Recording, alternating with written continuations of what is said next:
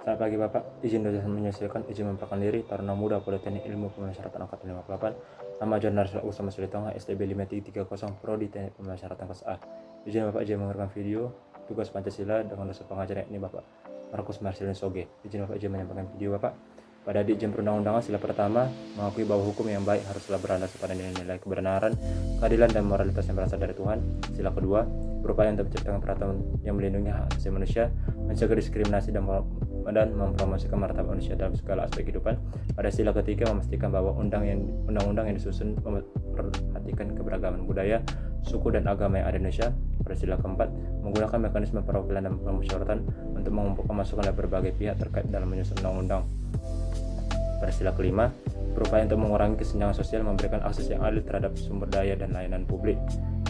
Selanjutnya, pada Dirjen Administrasi Hukum Umum, pada sila pertama menegakkan prinsip moral dan etika yang berakar pada keyakinan akan keberadaan Tuhan. Pada sila kedua, Dirjen ini juga berinteraksi dengan lembaga dengan memastikan bahwa pelayanan administrasi yang diberikan kepada masyarakat didasarkan pada prinsip kesetaraan tanpa memandang status sosial, ekonomi, atau budaya. Pada sila ketiga, Dirjen ini menyediakan layanan administratif yang berlaku semua warga negara dengan hormat dan tanpa diskriminasi sehingga memperkuat rasa persatuan dalam masyarakat. Pada sila keempat, Dirjen ini juga menggunakan mekanisme partisipasi publik baik melalui konsultasi maupun penyelenggaraan perwakilan untuk mendengarkan aspirasi dan kebutuhan masyarakat dalam penyusunan kebijakan administratif. Pada sila kelima, Dirjen ini juga menunjukkan penerapan sila kelima dengan memastikan bahwa layanan administratif yang disediakan kontribusi pada terciptanya keadilan sosial bagi seluruh rakyat Indonesia dengan upaya untuk memberikan akses yang adil terhadap layanan administratif. Selanjutnya pada Dirjen Imigrasi, sila pertama, Dirjen ini mengintegrasikan nilai-nilai moral dan etika yang berasal dari keyakinan akan keberadaan Tuhan dalam setiap proses keimigrasian. Pada sila kedua, Dirjen ini juga memastikan bahwa proses pemeriksaan imigrasi, penahanan, dan penegakan hukum imigrasi dilakukan tanpa diskriminasi dan dengan memperhatikan hak asasi manusia setiap individu. Pada sila ketiga, Dirjen ini juga menjaga kebersamaan budaya, suku, dan agama Indonesia dengan menghormati identitas dan kebutuhan imigran yang berasal dari berbagai latar belakang. Sila keempat, Dirjen ini juga melakukan dialog dengan berbagai pemangku kepentingan seperti masyarakat, organisasi non-pemerintah, dan lembaga internasional untuk mendengarkan aspirasi dan kebutuhan terkait kebijakan imigrasi.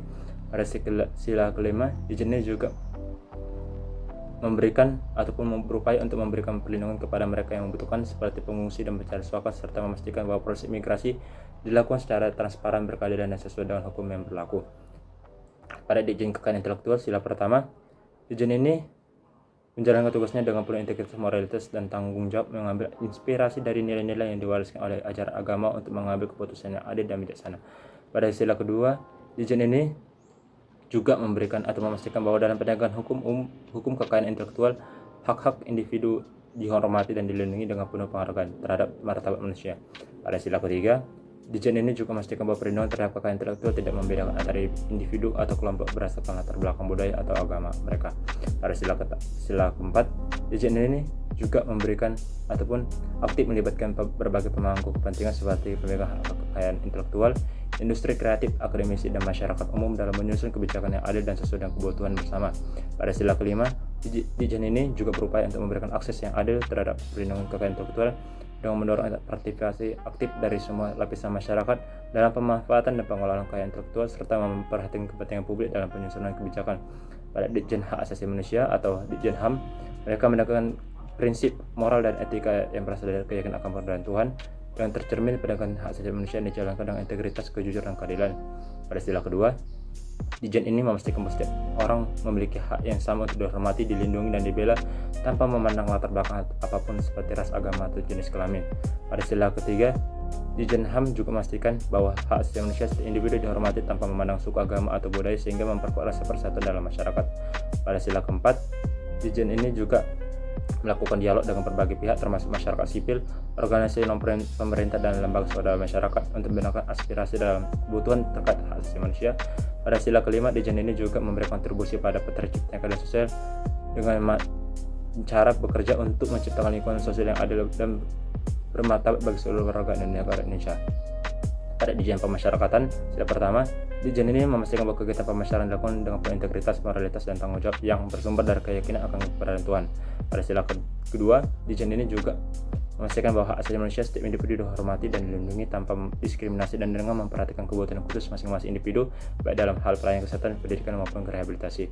Pada sila ketiga, Dirjen ini juga menciptakan program-program rehabilitasi agar tercipta suasana harmonis di antara narapidana.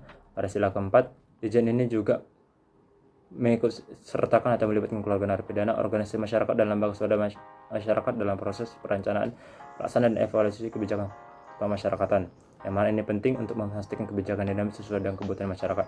Pada sila kelima, Dirjen ini juga berupaya memberikan perlakuan yang adil dan merata bagi seluruh narapidana tanpa memandang status sosial atau latar belakang mereka, serta memberikan kesempatan yang sama untuk mendapatkan rehabilitasi dan reintegrasi sosial. Selanjutnya, dalam pembinaan kepribadian narapidana, sila pertama, membantu semua narapidana menemukan makna spiritual dalam hidup mereka. Sila kedua, mengajarkan sikap empati dan adil terhadap sesama narapidana dan petugas.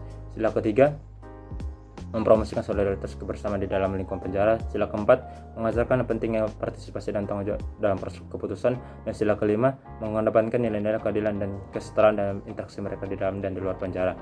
Selanjutnya, dalam pembinaan kemandirian narapidana, sila pertama, membantu narapidana menemukan spiritual dan kekuatan dalam diri mereka untuk menghadapi tantangan dan perubahan hidup. Sila kedua, mengajarkan narapidana tentang pentingnya sikap adil, empati, kesopanan, dan berinteraksi dengan sesama narapidana dan petugas. Sila ketiga, mendorong narapidana untuk membangun solidaritas kerjasama dan kebersamaan dalam lingkungan penjara. Sila keempat, mengajarkan narapidana untuk mengambil tanggung jawab atas pilihan dan tindakan mereka, serta berpartisipasi aktif dalam kegiatan peningkatan diri di lingkungan penjara. Pada sila kelima, mengedepankan dan menghargai nilai keadilan, kesetaraan, dan kesempatan yang adil dalam aspek-aspek kehidupan, termasuk setelah mereka bebas.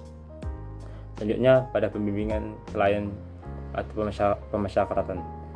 Sila pertama, membantu untuk menemukan kedamaian batin dan spiritualitas dalam menghadapi masa pemasyarakatan serta menguatkan tekad untuk memperbaiki diri. Pada sila kedua, mengajar kepada mereka tentang pentingnya sikap adil, empati, dan kesopanan dalam interaksi dengan sesama dan petugas pemasyarakatan.